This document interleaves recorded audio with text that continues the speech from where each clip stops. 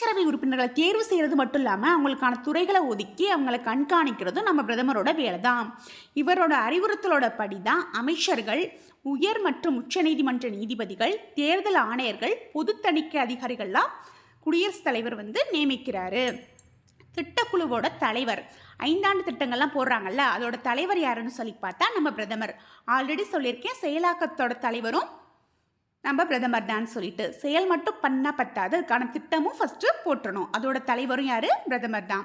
அரசின் கொள்கைகள் முடிவு செய்பவர் நம்ம பிரதமர். அதாவது இந்த நீட் எக்ஸாம் வேணுமா வேண்டாமா அப்படின்னு டிசைட் பண்ணுறது எல்லாமே நம்ம பிரதமரோட கட்டுப்பாட்டுக்குள்ளே தான் வரும். இராணுவ விஷயத்துலையும் பொதுப்பணித்துறையிலும் நிர்வாக சீர்திருத்தங்களை பற்றி கொள்கை முடிவுகள் எடுப்பார்.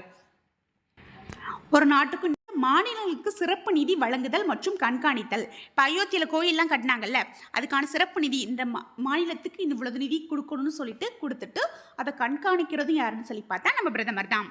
முக்கிய பிரச்சனைகளுக்கு பாராளுமன்றத்தில் பதிலளித்தல். அதாவது சொல்லப்போனால் இந்த இதை சொல்லிக்கலாம், எப்படி இராணுவத்தையே சொல்லிக்கலாம். இராணுவம் இந்தியா பாகிஸ்தான் பிரச்சனைலாம் நடக்குதுல்ல, அதுக்கெல்லாம் முக்கியமாக கை கட்டி பாராளுமன்றத்தில் பதில் சொல்கிறது யாருன்னு சொல்லி பார்த்தா நம்ம பிரதமர் தான். தேசிய நிவாரண நிதி மற்றும் இராணுவ நிதி போன்றவற்றை நிர்வகித்தல். அதாவது இராணுவத்தில் சண்டை போட்டு உயிரிழக்கிறாங்களே, அவங்களோட பிள்ளைங்களுக்கு நிதி கரெக்டாக போதா, அதே மாதிரி தேசிய நிவாரண நிதினா அந்த வெள்ளம் புயல் போன்ற நேரத்துலலாம் ஒவ்வொரு மாநிலத்துக்கும் இவ்வளோ நிதி ஒதுக்கீடு செய்யணும் அப்படின்னு சொல்லிட்டு முடிவு செய்கிறது யாருன்னு சொல்லி பார்த்தா நம்ம பிரதமர் தான்.